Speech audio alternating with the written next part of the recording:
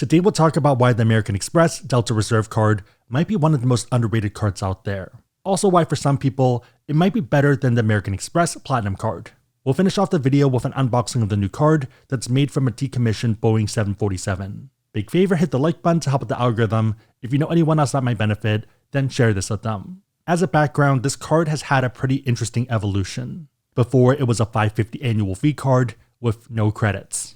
They've since increased the annual fee by $100, making it $650, but with that $100 increase, they also added a ton of credits. So technically, if you can get more than 100 in value from those credits, then the new iteration is better. There's 3 main credits. The easiest one is probably the rideshare credit, where you get up to $10 in statement credits per month and up to $120 per year. You do have to enroll, so make sure to log in and press that button. As of filming, it works for Uber, Lyft, Curb, Revel, and Alto. I am hoping to see Waymo and other self-driving car options though, because they are becoming pretty common, especially in the Bay Area. So the question is how much you spend on rideshare. Looking at my Uber account for May, we have 10, 14, 36, 13, 19, and 53. A total of $149.26. Mandy also books Ubers on her account, and I'd say that we're in that $200 range. At the same time, we don't have a car, and parking in our building is already $200 per month. For the most part, we pretty much walk everywhere. A lot of the times that we are taking Uber are for events where we probably wouldn't want to be driving afterwards anyways, or going to the airport or down to South Bay. So for us, given our circumstances, it makes a ton of sense, but you need to do the math for yourself. I wouldn't be surprised if where you live plays a pretty big role as well, and San Francisco is towards that top end at about the $200 total range for rideshare as a whole per month. Uber Eats and doing pickup might also be a good option. Ideally find ones that have either no markup or very little markup. One thing to be careful with is reloads, so there is an add funds button. So this is not processed directly by Uber, but Uber Cash Wilmington. You might still be able to get it credited though, but I'd be careful. So for example, I had to chat them to do a manual credit for April when I was testing different things and seeing what worked and what didn't. Not sure if this is a courtesy though, or whether it's intended behavior. You also get up to $200 for Delta stays, and Amex works with Expedia for this. In the time that we've used it, prices have been more or less the same. From our most recent trip to New York, it was $323 before taxes for the W New York, and that's on the Marriott site.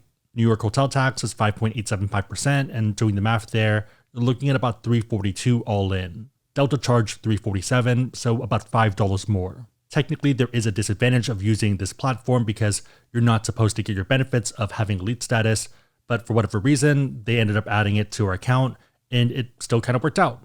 So for us, we got upgraded to the suite, and it was pretty awesome. Run the numbers for some trips because it is publicly available, but my mental model is about a $5 or $10 difference. The one that people hate the most is Resi, and that's up to $20 per month and up to $240 per year. All you need to do is eat at a restaurant that's under Resi, you don't even have to make a reservation, and you're good to go. Also, it's not just expensive restaurants, there are a lot of normal ones as well. Still though, I wish there were more options, but a lot of them are on Mandy's list of places that she wants to go, so it kind of works out. If anything, it's a bit of a forcing function to plan date nights that I'm definitely not great about normally. Also, there are ways to be strategic for most of these restaurants. So if you compare it to the old card, the main question is whether you can get at least 100 in value from all the new credits. Okay, but what's the point of the card? One of the big draws is access to Centurion lounges when you're flying Delta. You get 15 visits to Delta Sky Clubs when flying Delta, and visits here are interestingly defined. So imagine it as tokens, and when you go into that first lounge, you are activating a token, and for 24 hours, you can go into as many Delta Sky Clubs as you want, and it's still using that one token. So for example, if we fly to SFO to New York, that means we could go into the lounge at SFO, and also when we land at New York, and that would still be one visit, even though we technically entered twice. Depending on your flights and your stamina, it might make sense to go in multiple times. You also do get an annual companion certificate that works for the US, the Caribbean, and Central America. This is based off renewal though, so you get this in year 2 and onwards, and that might make it a keeper card for some people. Let's say we want to fly to New York July 9th to July 16th. Cheapest on Google Flights is $397, but if you look at the actual price, main cabin is $497. $397 one is for basic economy, which we wouldn't fly anyways because we'd want to get upgraded or the chance of getting upgraded. So in this case, and this is something we would probably consider, the all-in cost for 2 people would be $1,000. Using the certificate, the price is a little bit higher on the surface level, so $537 but that's due to ticket classes. The all-in cost though for 2 passengers is $567. So in our case, if we were going to pay $1,000 anyways, the certificate ends up being worth about $430. That is summer though, and if you are going during less ideal times, it might be a lot cheaper like we went in March. In that case, it was only $332 per person, so the value of a certificate in that case would probably be in that $250 to $300 range. To me, these are the quantifiable benefits and the ones you'd want to consider and ideally maximize to see if the card is worth it. As always though, your mileage may vary and you want to be honest with yourself for these credits. If you're someone that lives in suburbia, you don't take Uber, then you probably want to value that Uber credit a lot lower. If it's something that's part of your day and that you already do normally, awesome. If you're forcing yourself to do it and it's a pain, then probably not so. On that note, if you want to learn about this card or pretty much any other card out there and you want to support the channel, we do have links on the website, asksebby.com, and also down below in the description box. As always, make sure the cards are competitive and that the cards make sense for you, but otherwise it is a huge way to support the channel, so thank you guys in advance. I'll also make a calculator for this and I'll link it down below, and it should pop up if you Google Delta Reserve worth it Ask Sebby. But yeah, hopefully it helps you quantify everything and make an educated decision rather than just going for something that's cool. On top of this, there are other Delta specific benefits that can be pretty awesome. First check to bag for free is great if you don't have status, or if you don't have other American Express cards like the Delta Gold. If you don't have elite status, one fun benefit is going to be complimentary upgrade list, so this allows you to pretty much be on the list, but you are after everyone else, so after silver. If you travel on Saturdays, there are some flights even from New York to SFO where you might end up getting upgraded because Delta One is flying relatively empty. So that happened to us last time where we ended up using an RUC, and we kind of regret it because everyone else got upgraded. Basically, we ended up using a token that we just didn't need to use. One that I really like is upgrade priority. So if you are fighting someone else that has the same level as you and they're going for the same upgrade, it kind of acts as a tiebreaker. Probably more useful if you do have diamond or platinum status rather than silver or gold. On the note of status, you do get 2,500 MQDs towards status, which is nice, and this is every year. Also, there are ways to get Delta Elite status if you are comfortable getting a few of their cards, and especially so if you value the credits. If you are going down the rabbit hole of spending your way to status, then you probably would want to have the Delta Reserve card rather than the Delta Platinum, given how MQD boost works. 1 MQD for every $10 in spend is a lot more powerful than 1 MQD for every 20 in spend. Okay, so what's the argument for the Delta Reserve over the standard Amex Platinum? I think it really depends on you, the credits, the benefits of the card, and also whether you fly Delta. The Amex Platinum has a higher annual fee, but also more credits to work with. The goal for most people is either breaking even or getting close to break even with the credits. You get it to a reasonable number like 200, and then everything else, the other benefits of the card, is value on top. For Delta, you do have less credits, but I think it's also easier to hit them, but that might also just be me. And of course here, your mileage may vary, so run the numbers. So for example, Delta Stays has a lot more options and within a pretty wide price range compared to Amex FHR, Final Hotels and Resorts, and the Hotel Collection. Rideshare credit is easy, Resi is a bit annoying, but it's workable, and I think Mandy is actually maybe a little bit happy with it, but we'll see. For the companion certificate, even if we're not going anywhere crazy, and let's say we're not even going all the way to New York, and we just want to stay on the West Coast, SFO to LA, or Seattle, or Salt Lake, you're still probably getting at least 100 to maybe 150 in value. I think for some people, their numbers for the Delta Reserve card might look a lot better than the Amex Platinum. The other big question is how often you're flying Delta.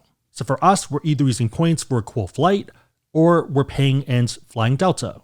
The one exception would be if Delta is materially more expensive than everything else, and in which case we'll happily fly United, American, Alaska, and maybe Southwest. Also JetBlue's fine, we like JetBlue. I guess the other exception would be airport pairings where it just makes sense to fly another airline. So for example, when we went down to Houston last month, we flew United because both San Francisco and Houston are United hubs, and it's cheaper and also just more efficient to do that because it's a one-leg flight. As much as I like Delta and Delta Sky Clubs, I'm not going to spend an extra 3 or 4 hours routing through Salt Lake. In those cases though, if we're not flying Delta, then we don't get to access Delta Sky Clubs, obviously, but also not Centurion lounges. San Francisco and Houston both have pretty good Centurion lounges. If you're not a Delta loyalist, it might not make sense because you're not unlocking the superpowers of the card. For us right now, the card kind of makes sense because we do fly Delta, but we also prefer having the flexibility of the Platinum card, and we also get value from the Platinum credits.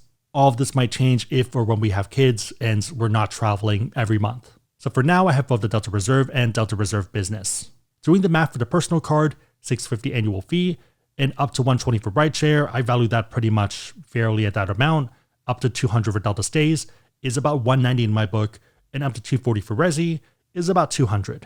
At least in my head for now, but maybe I'll adjust that in the future. So the total fair value given how I value the credits is about $510. Effective annual fee in that case is $650 minus $510 is $140. For the companion certificate, the minimum value for me is about $100. Target value is at least $300. So for now, we're more or less breaking even, and then the other benefits are value on top. To be fair though, there is a pretty good case to drop the card and maybe swap to a Hilton Aspire card, because that's not just break even, that's a lot more value. And the main reason we haven't done that is because we are trying to stay under 524 to make sure that we can keep getting ink cards. There's so much value with those cards that we don't really want to mess it up.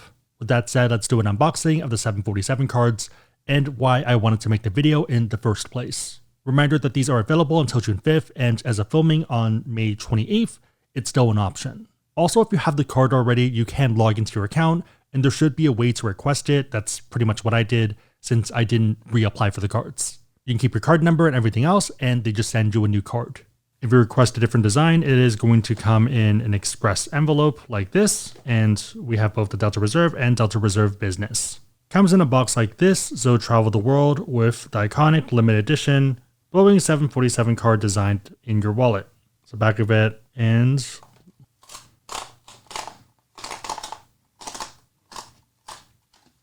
ooh, that's actually a surprisingly good unboxing. Wow, that's pretty impressive. So instead of a normal box and having it on the other side like you kind of expect, open it up, the plane itself, and the card. Oh, image is for illustration only. It does not represent the Boeing 747 that is used for this card. So that's kind of funny. Yeah, it still looks good. It looks like a really cool unboxing to me. And these are a lot of the Delta hubs that they're famous for. So this is the business one, personal one is in the other one, but it looks pretty nice. Like, it's a pretty cool card. The back is pretty much everything you'd expect, pretty standard here. Yeah, the front is the main thing, and I do like the whole holographic kind of aspect to it. So it's a pretty cool shot. I'm going to save this other one for Mandy, but yeah, same card for the most part. Main difference being that it would just have your personal name instead of your business as well. So if you want to compare it, this is going to be last year's version. A bit different in terms of the plane design and the layout of it. The top one is a bit more kind of like straight lines and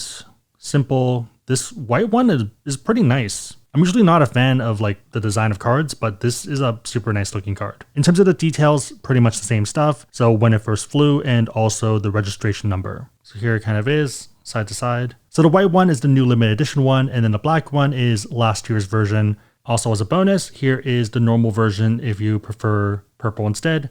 Purple is pretty cool looking though too. Pretty nice across the board. Comparing the purple next to the white in case that's like a better contrast or something. Of these three, kind of curious which one you like better. So this is the top original one. This is last year's version. This is this year's limited edition version, which is the white one. Also forgot to show this, but there is a little bit more. So you know there's no better way to travel.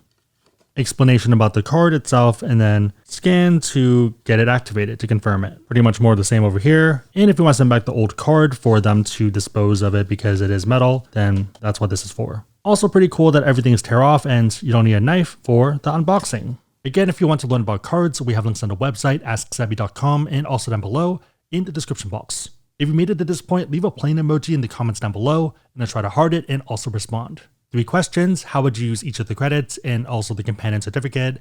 Would you pick this over the American Express Platinum? And also, do you have any funny flight stories, or I guess maybe horror stories?